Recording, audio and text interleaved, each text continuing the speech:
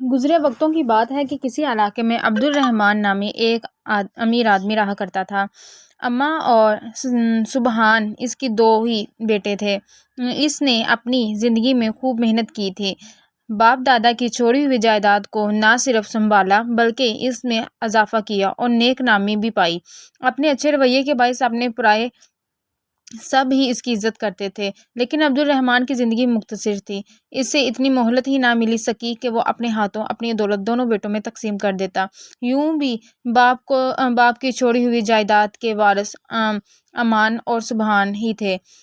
ماں کے بعد دونوں بھائی باپ کے سائے سے بھی محروم ہو چکے تھے۔ اس موقع پر امان نے چھوٹے بھائی سبحان کی خوب دلجوئی کی۔ باپ کی جدائی کے غم نے دونوں کو افسردہ کر رکھا تھا۔ آخر کب تک وہ اس غم کو سینے سے لگائے رکھتے۔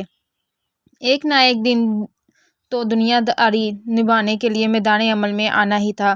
ایک دن سبحان نے تجارت کے غرض سے دور دراز علاقوں کے سفر کا ارادہ کیا اور امان کے سامنے اپنی دلی کیفیت کا ذکر کیا تو اس نے کہا، تمہاری جدائی مجھے گوارا تو نہیں، لیکن تمہارے اچھے مستقبل کی خاطر برداشت کر لوں گا۔ اللہ تمہیں سرخرو کرے۔ امان نے ذرا توقف کے بعد پھر کہا، میں چاہتا ہوں کہ اس موقع پر جائیداد کا حساب کتاب کر لیا جائے تو اچھا ہے۔ سبحان خاموشی سے بھائی کی بات سن رہا تھا۔ پہلو بدلنے لگا، بھائی جان اس کی کیا ضرورت ہے؟ ابا جان کے پاس جو کچھ بھی تھا اب ہمارا ہی تو ہے، پھر حساب کتاب کی کیا ضرورت ہے؟ ہر چیز تمہارے علم میں آ جائے تو بہتر ہے۔ امان نے کہا، جو کچھ نظر آ رہا ہے سب کچھ ویسا نہیں ہے میرے بھائی۔ امان کے لہجے میں افسردگی تھی۔ اس نے مزید کہا، ابا جان بہت مقروض تھے، شاید انہی فکروں نے انہیں وقت سے پہلے ہی ہم سے چھین لیا۔ ابا جی مقروض تھے؟ سبحان ہکا بکا رہ گیا۔ یہ کیسے ہو سکتا ہے؟ وہ یکدم بول اٹھا، ان کے جانے کے بعد جب معاملات میرے ہاتھ میں آئے، ان سے پتہ چلا تو میں بھی تمہاری طرح حیران پریشان رہ گیا۔ امان آہستہ سے بولا، نہر کے کنارے والا باغ بھی قرض میں ہے اور لیکن بھائی ابا جان کو قرض کی کیا ضرورت تھی؟ سبحان بے چین ہو گیا۔ سبحان، میں نے تمہیں بتایا تو ہے کہ معاملات دیکھ رہا ہوں، ویسے تم فکر مت کرو، میں سب سنبھال لوں گا۔ بھائی جان اب میں سوچ رہا ہوں کہ ان حالات میں آپ کو تنہا چھوڑ کر نہ جاؤں، اب اکیلے پریشان ہوں گے۔ سبحان نے سوچتے ہوئے کہا، ارے نہیں نہیں سبحان، تم تو فکر مند ہو گئے، اس لیے میں تمہیں یہ سب کچھ نہیں بتانا چاہ رہا تھا۔ امان جلدی سے بولا، تم ضرور جاؤ اور ابا جی کا ہنر آزماؤ جو انہوں نے تجارت سے حاصل کیا تھا، مجھ پر بھروسہ رکھو، میں ہوں نا۔ امان نے پیار سے کہا۔ اس طرح کچھ تجارتی سامان لے کر سبحان ایک لمبے سفر پر روانہ ہو گیا۔ 1 سال بعد اس کی واپسی ہوئی۔ وہ بہت خوش تھا، بہت سے تجربات اور نئے نئے مشاہدات کے ساتھ تھے۔ اس نے اپنے سفر کے دوران کئی اہم سبق سیکھے اور تجارت میں کامیاب رہا۔ اس دفعہ وہ تھوڑے دن کے لیے گھر آیا تھا۔ ایک بار پھر وہ تازہ دم ہو کر نئے سفر کے لیے تیار تھا۔ سبحان، تم پھر سے سفر پر جا رہے ہو، مجھے تمہاری کمی بہت محسوس ہوتی ہے، لیکن خیر کوئی بات نہیں۔ امان نے ٹھہر کر کہا، میں ہوں نا، سب سنبھال لوں گا۔ سبحان نے بھائی کی طرف دیکھا، امان کے لہجے میں ہچکچاہٹ سی محسوس کی۔ جی بھائی، اس لیے تو میں مطمئن ہوں، آپ ہیں نا؟ سبحان، میں سوچ رہا ہوں کہ ایک بہت بڑی حویلی بنائی جائے، محل نما حویلی، جس میں ہم دونوں بھائی خوش خرم رہیں گے، ابا جان کی کھوئی ہوئی عزت دوبارہ پا لیں گے۔ تمہارے علم میں تو ہے کہ ابا جان جائیداد قرض میں چھوڑ گئے ہیں۔ بس بھائی جان، ان باتوں سے مجھے تکلیف ہوتی ہے۔ سبحان تڑپ کر بولا، ارے پگلے، تو کیوں پریشان ہوتا ہے؟ میں جو ہوں، اس لیے میں نے سوچا ہے کہ ایک شاندار سی حویلی بنائی جائے، لیکن اس کے لیے مجھے کچھ سرمائے کی ضرورت ہے۔ میرے پاس جو کچھ بھی ہے وہ آپ ہی کا ہے بھائی جان۔ سبحان نے خوش دلی سے کہا، 4 لاکھ درہم اس تجارت کی برکت سے مجھے حاصل ہوئے ہیں، بہت ہے میرے بھائی۔ امان جلدی سے بولا، اس بار جب تم لوٹو گے تو ایک شاندار محل میں تمہارا قیام ہوگا، پھر میں تمہارے تمام رقم بھی لوٹا دوں گا۔ رقم کی بات چھوڑیے بھائی جان، بس میری ایک درخواست ہے۔ سبحان یہ کہہ کر خاموش ہو گیا۔ کہو سبحان، رک کیوں گئے؟ امان بے چینی سے بولا۔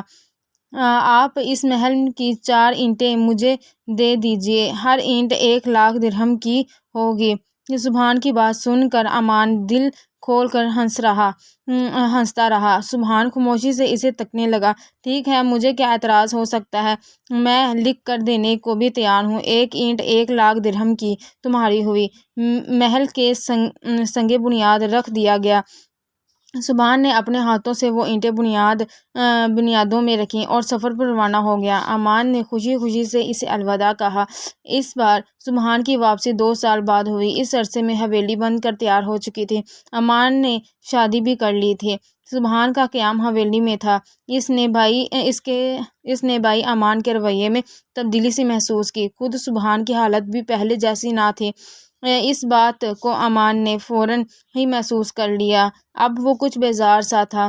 اس دن سبحان نے امان سے کہا، بھائی اب پھر مجھے سفر پر روانہ ہونا ہے۔ جیسا کہ آپ کو اندازہ ہو ہی چکا ہوگا کہ اس بار تجارت میں مجھے کافی نقصان اٹھانا پڑا، اس لیے میں چاہتا ہوں کہ آپ میری رقم مجھے لوٹا دیں۔